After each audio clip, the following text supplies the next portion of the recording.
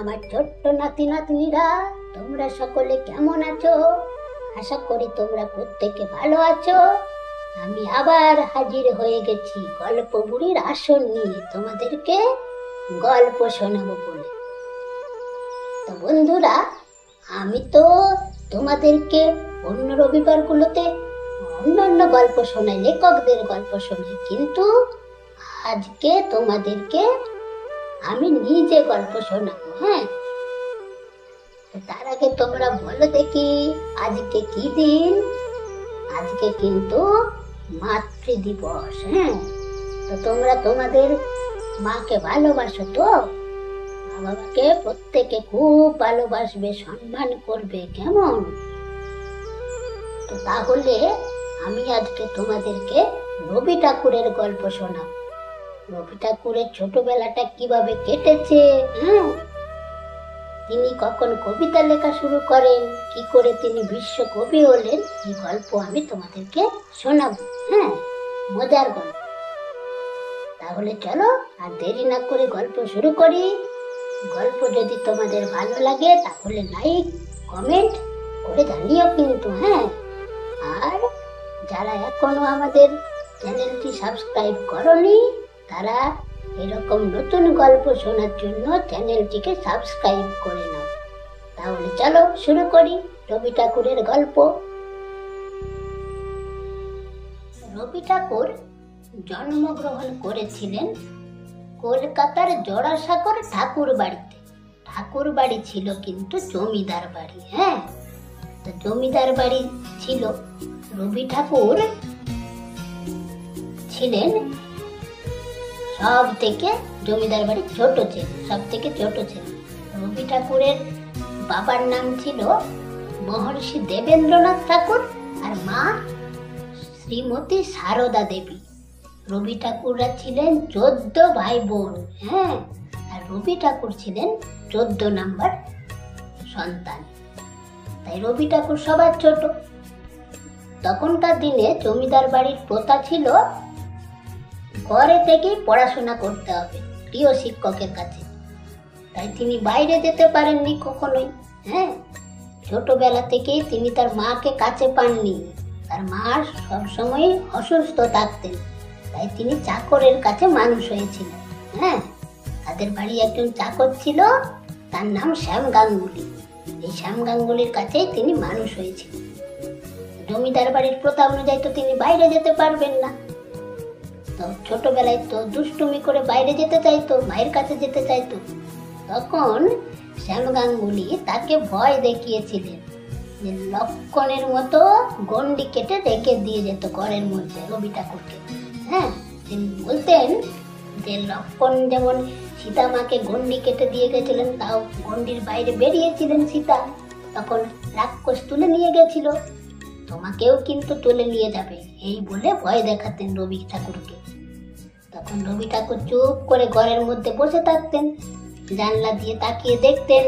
হ্যাঁ, লোকে চান করতে যাচ্ছে আসছে, এইগুলো দেখে তিনি খুব মজা পেতেন। আর তার বাড়ির পেছনে একটা বট গাছ ছিল, সেই বট গাছটাকেও দেখতেন জানলা দিয়ে। এইভাবেই তিনি প্রকৃতিকে কল্পনা করতেন ছোটবেলায়। ছোটবেলায় এইভাবেই থাকতেন।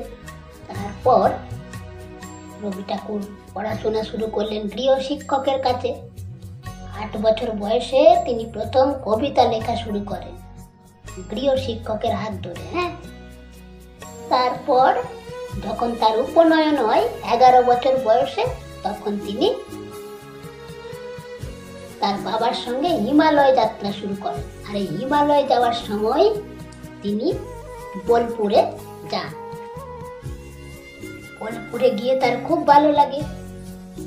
তার আগে তোমাদের বলাই হয়নি, তিনি ট্রেনে করে বোলপুরে গিয়েছিলেন। ট্রেনে যেতে যেতে তার খুব মজা হয়, চারিদিকে গাছপালা ছুটছে, কখনো সে বাইরে বেরোয়নি, এই প্রথম বাইরে বেরোয়, তাই খুব মজা পায়।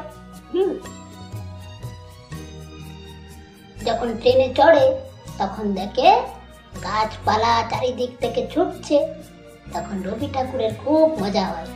তারপর বোলপুরে যায়। বোলপুরে গিয়ে তো খুব মজা পায়, একদম গ্রামের মতো প্রকৃতি, কখনো বাইরে বেরোয়নি, খোলা হাওয়ায় তার খুব ভালো লাগে। হ্যাঁ, তো বোলপুরে একদিন রবি ঠাকুর একটা একটা নুড়ি সাজিয়ে পাহাড়ের মতো চূড়ো তৈরি করেছিলেন। হ্যাঁ, তখন কি আর তিনি ভেবেছিলেন যে তিনি একদিন বিশ্বকবি হবেন? তিনি এই নুড়ি পাথর থেকে একদিন একটা বড় বিশ্বভারতীর মতো বিশ্ববিদ্যালয় প্রতিষ্ঠা করবেন। হ্যাঁ, এইভাবেই কিন্তু রবি ঠাকুরের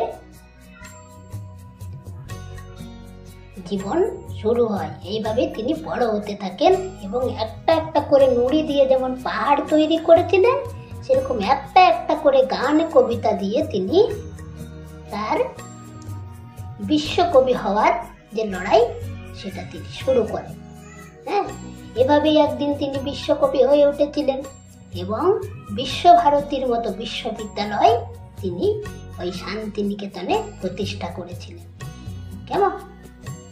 তাহলে এখানেই আমার রবির গল্প শেষ হলো, রবি ঠাকুরের।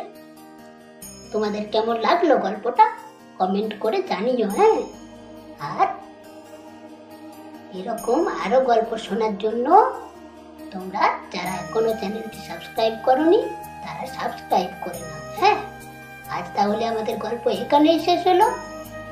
আজ তাহলে আমি আসি, আবার দেখা হবে পরের রবিবার। তোমরা ততক্ষণ ভালো থেকো। হ্যাঁ,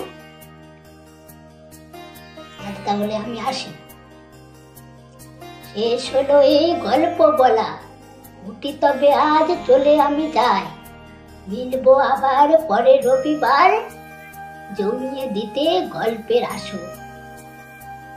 ভালো থেকো, সুস্থ থেকো তোমরা সবাই। আজ তবে চলি আমি, টাটা, বাই বাই। শেষ হলো গল্পে গল্পে রবীন্দ্রনাথ, এই নিয়ে আজকে গল্প বুড়ির আসর। গল্প বুড়ির আসর পরিচালনায় সুমিত্রা গড়াই, আবহ সঙ্গীত ও ধ্বনি পরিকল্পনায় মিতা মণ্ডল, পোস্টার ডিজাইন কোয়েল ভট্টাচার্য, সূত্রধর আমি আকাশ বাদ্যকর। সমগ্র অনুষ্ঠান পরিচালনায় বিচিত্র সাদ অফিসিয়াল। তো আজ এই পর্যন্তই। অনুষ্ঠানটি আপনাদের কেমন লাগলো তা কমেন্টে জানাতে ভুলবেন না।